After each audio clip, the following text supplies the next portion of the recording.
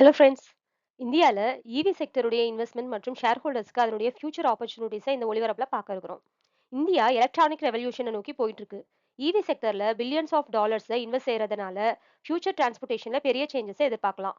தமிழ்நாட்டில இருந்து மகாராஷ்டிரா வரைக்கும் ஈவி இண்டஸ்ட்ரி நமது பொருளாதாரத்தை மறுவடிவமைச்சு இன்வெஸ்டர்ஸ்க்கு நம்ப முடியாத வாய்ப்புகளை உருவாக்கியிருக்கு. இந்தியால ஈவி செக்டர் பூம் ஆயிட்டு வரதுனால குளோபல் மற்றும் டொமஸ்டிக் இன்வெஸ்ட்மெண்ட்ல தமிழ்நாடு ஹாட்ஸ்பாட்டா உருவாயிட்டு வருது. வியட்நாமின் ஈவி மேனுஃபேக்சரான வின்ஃபாஸ்ட் ஆண்டுதோறும் 1,50,000 வாகனங்களை மேனுஃபேக்சர் செய்யக்கூடிய பிளான்ட்டை தமிழ்நாட்டில் அமைக்கிறதுக்கு $2 பில்லியன் உறுதி செஞ்சிருக்கு.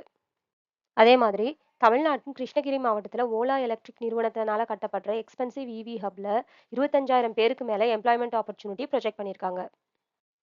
டாடா மோட்டார்ஸ், நெக்ஸான் ஈவி வெஹிக்கிள்ஸ்ல தொடர்ந்து ஆதிக்கம் செய்யக்கூடிய அதே வேளையில க்ரோயிங் மிடில் கிளாஸ் மார்க்கெட்டை கேப்சர் பண்றதுக்கு நியூ அண்ட் அஃபோர்டபுள் மாடல்ஸை ஈவி வெஹிக்கிள்ஸ்ல பிளான் பண்றாங்க.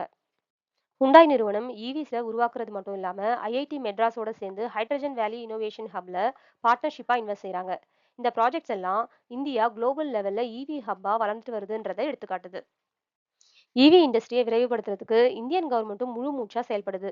இந்தியன் கவர்மெண்ட்டுடைய முயற்சிகள்ல முதல்ல த ஃபேம் டூ ஸ்கீம், அதாவது faster adoption and manufacturing of electronic வெஹிக்கிள்ஸ்ன்ற இந்த ஸ்கீம் இவி பையர்ஸுக்கு டைரக்ட் சப்சிடிஸ், அதாவது நேரடி மானியங்களை வழங்குறதுனால இவி வெஹிக்கிள்ஸ் ரொம்ப மலிவு விலையில கிடைக்கும். அடுத்தது தி பிஎல்ஐ ஸ்கீம், அதாவது ப்ரொடக்ஷன் லிங்க்டு இன்சென்டிவ் ஸ்கீம்ல சுமார் 26,000 கோடி ரூபாய் ஃபண்ட் அலோகேஷன்ல இவி பேட்டரிஸ் டொமஸ்டிக் ப்ரொடக்ஷன், அதாவது உள்நாட்டு உற்பத்தியை இயக்குது. தமிழ்நாடு கவர்மெண்ட்டும் இவி மேனுஃபேக்சரிங்ல இன்வெஸ்ட் செய்யக்கூடிய கம்பெனிஸ்க்கு டாக்ஸ் பெனிஃபிட்ஸ், லேண்ட் அலாட்மெண்ட் மற்றும் இன்ஃப்ராஸ்ட்ரக்சர் சப்போர்ட்டை வழங்குது. இந்த பாலிசிஸ் எல்லாம் ஃபாசல் ஃபியூவல்ஸ், அதாவது புதைப்படிவ எரிபொருள் மீது நம்முடைய டிபெண்டன்சியை குறைப்பதற்கும் இந்தியா குளோபல் ஈவி லீடரா நிலைநிறுத்துவதற்கும் வடிவமைக்கப்பட்டிருக்கு. இப்படிப்பட்ட இவி ஆப்பர்ச்சுனிட்டிஸை ஷேர் ஹோல்டர்ஸ் எந்த வகையில் பயன்படுத்தலாம்னு சொன்னா, பேட்டரி மேனுஃபேக்சரர்ஸான அமர் ராஜா மற்றும் எக்ஸைட் இண்டஸ்ட்ரீஸ் போன்ற நிறுவனங்கள் லித்தியம் அயன் பேட்டரிகளுக்கான தேவை இன்க்ரீஸ் ஆயிட்டு வரதுனால பயனடையக்கூடியது.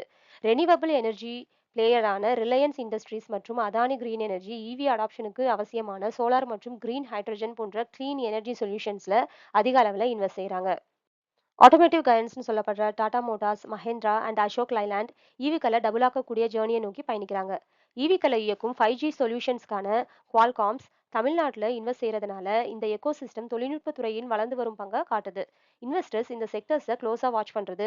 2030க்குள்ள இந்த செக்டர் 16ல இருந்து 90% ஆனுவல் growth ரேட்டை கொடுக்கும்னு எதிர்பார்க்கப்படுது.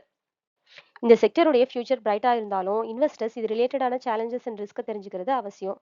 இவி பேட்டரிஸ்க்கு அவசியமான ரா மெட்டீரியல்ஸான லித்தியம் அண்ட் கோபால்ட்டுடைய பிரைசஸ் வாலடைலா இருக்கிறதுனால ப்ராஃபிட்டபிலிட்டியை எஃபெக்ட் பண்ணலாம். அடுத்தது இன்ஃப்ராஸ்ட்ரக்சர் கேப்னு சொல்லணும்னா இந்தியாவில் பொதுவாக ரூரல் ஏரியாஸில் இவி சார்ஜிங் ஸ்டேஷன்ஸ் கிடையாது.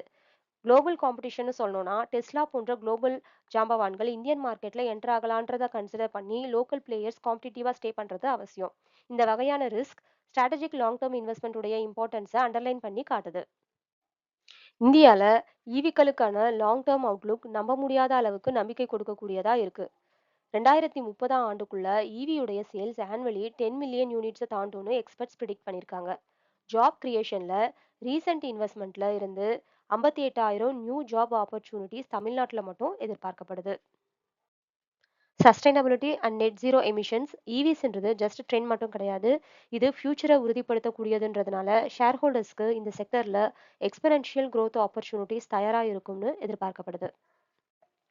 இந்தியால ஈவி ரெவல்யூஷன் இப்போ தொடங்குற ஸ்டேஜா இருக்கிறதுனால நீங்க இன்வெஸ்டரா, ஆண்டர்பிரீனியரா இல்ல ஃபியூச்சர் ஆஃப் கிளீன் எனர்ஜியை எக்ஸைட்டடா எதிர்பார்ப்பவங்களாக இருந்தாலும் இந்த காலகட்டம் அதுக்கு கவனம் செலுத்த வேண்டிய நேரம்னு சொல்லலாம்.